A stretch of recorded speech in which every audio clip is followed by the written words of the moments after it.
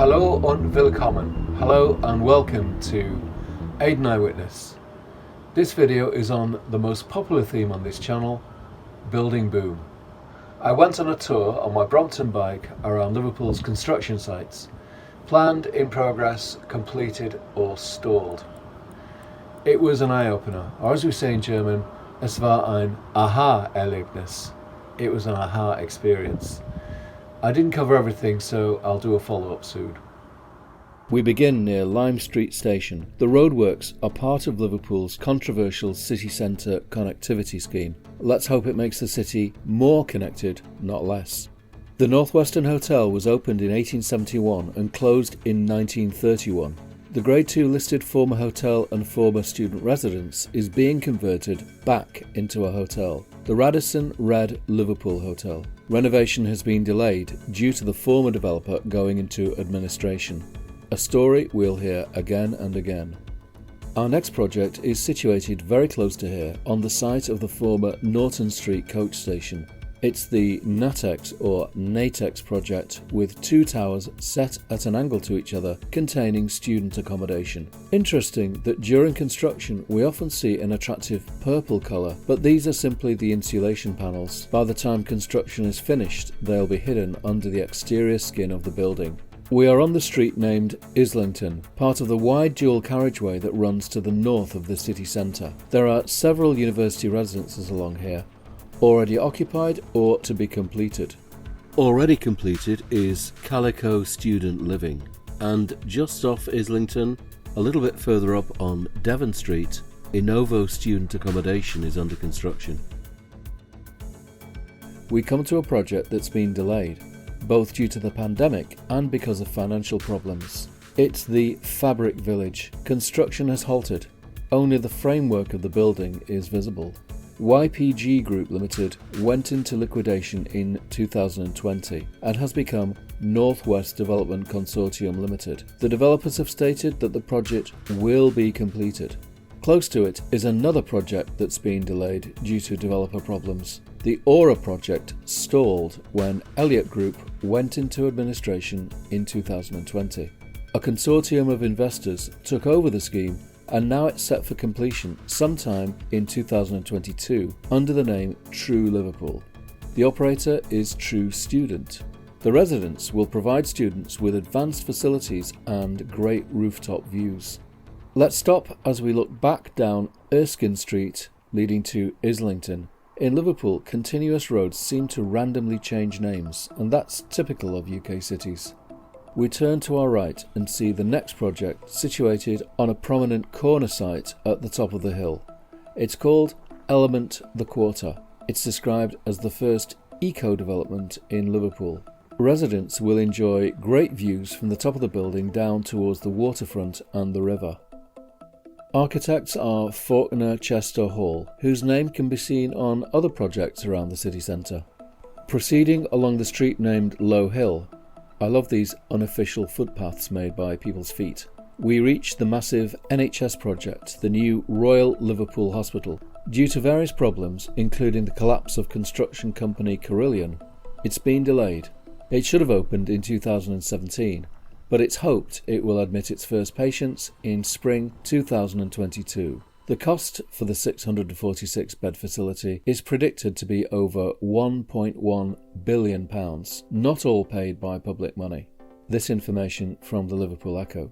Across Grove Street, which is the continuation of Low Hill, there are new construction projects in the district named Paddington Village, another London-inspired name. The rust-coloured building with the cantilevered front is the new Novotel, 16 stories high with 221 rooms, described as the highest hotel in the city. So, more great views from the upper rooms, I'd love to see them. Next to it is one of Liverpool's most impressive new buildings. It's the Spine, the first Grade A office building in the Liverpool City region for over 10 years. It has many innovative features such as its biophilic design and Voronoi polygons. A Voronoi diagram in mathematics is a partition of a plane into regions close to each of a given set of objects. Biophilic means the love of nature and living things. The top 4 floors will be the northern home of the Royal College of Physicians. The building was opened by the City of Liverpool Mayor Joanne Anderson and the Liverpool City Region Metro Mayor Steve Rotherham. Let's take a look at this visualisation I did in Google Earth, captured at an earlier stage of construction. It certainly looks impressive from any angle, and the views from the top will be unbeatable.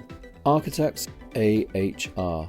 In the upper right, we can see our next project. It's the Littlewoods building, constructed in the late 1930s, and it's been empty since 2003. Sadly, there was a fire in 2018. Despite the damage, the building is set for a bright future as a film studio complex with adjacent sound stages. This project too has been delayed. The Littlewoods Pools building is one of Liverpool's most iconic buildings. I can't wait for the project to be completed, and I hope to feature the renovation as it proceeds. From this Google Earth aerial view, we can see some of the damage to the roof, but most of the main structure is intact. Heading back now into the city centre, on the way back along Edge Lane, let's take a quick look at this low-rise development of new houses. It's called the Approach Edge Lane, and it's being constructed on the site of the large Victorian houses, all of which were demolished a few years ago. Now we cycle down and around Paddington Village along Grove Street. On the corner of Oxford Place, on the Liverpool University campus, a striking brick building is under construction. It has a curved corner facade echoing the Philharmonic Hall just a few minutes walk away, and also the Stoller Hall in Manchester. This is the Yoko Lennon Centre, a project of the University of Liverpool Construction Company Special Projects. Architect Ellis Williams. The centre houses an auditorium big enough for a 70-piece orchestra, as well as a state-of-the-art lecture theatre. Lunchtime concerts and other events will take place here. I can't wait to see the interior once it's completed. I love the craftsmanship of the brickwork with its curves and patterns. The Knowledge Quarter covers Liverpool University, the new hospital and neighbouring areas. And as we look back from the university along Brownlow Hill towards the Spine, the building certainly looks impressive. Now let's move down to the Renshaw Street area and on to Back Renshaw Street, where this development of student apartments is currently under construction. Bowline Liverpool offers the full range of facilities, but perhaps its biggest attraction is its central location. I look forward to seeing the completed project, though I don't think I'll be taking up their invitation. Hello students, says the display panel.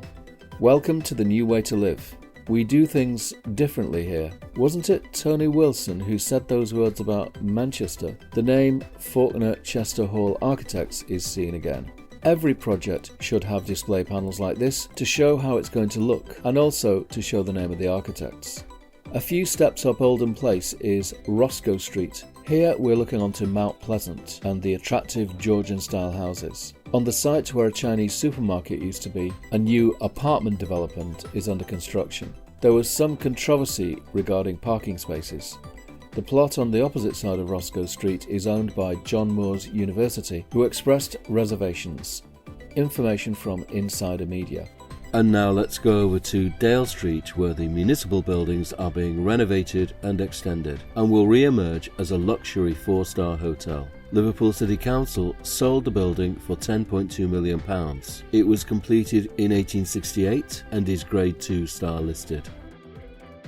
We'll cross over to the area by the former Exchange Station on the corner of Pall and Prussia Street, where a major new development of apartment buildings is taking place. According to Place Northwest, the proposals comprise 2 residential blocks of 10 and 22 stories each, containing 48 studios, 112 one-bedroom, 153 two-bedroom and 23 three-bedroom apartments.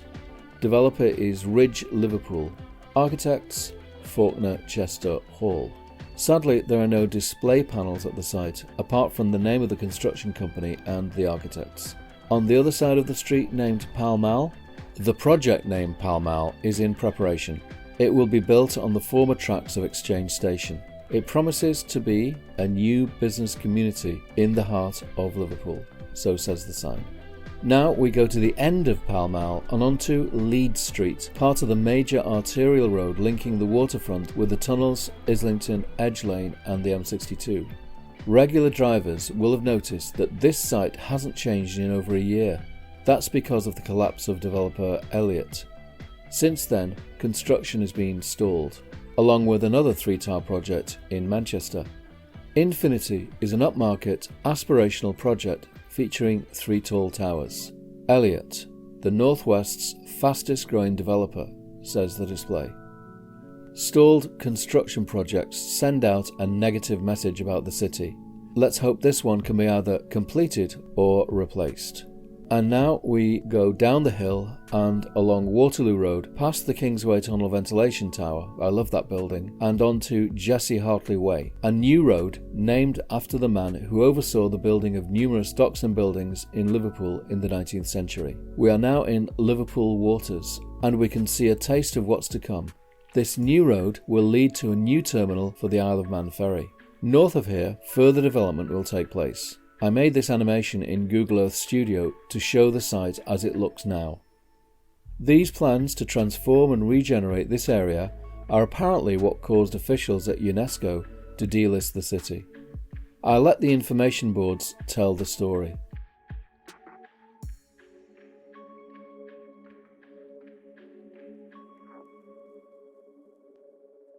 All construction sites should have display boards like these. Here we see works commencing on the new Isle of Man ferry terminal. To the right is where the BNI line terminal used to be. Now it's occupied by residential properties. I departed from and arrived here many times on the Dublin ferry. We'll end at Prince's Dock and focus on 2 distinctive residential buildings. On the left is Plaza 1821, named after the year Prince's Dock was opened. It's already completed and occupied. Next to it is the Lexington. It's a New York-inspired small skyscraper that contains 325 apartments, a sky lounge, gym and rooftop garden. It celebrates the ties between Liverpool and New York, and its design is influenced by the Rockefeller Center and the Empire State Building. The height is given as 112.5 meters or 369 feet. So it's the 3rd tallest tower in Liverpool after West Tower and Radio City Tower. Information from Wikipedia. I've heard some people criticise this building, but I think it's great, and I'd love to take a look at the top 4 apartments and the view from them. Architects, Faulkner Chester Hall.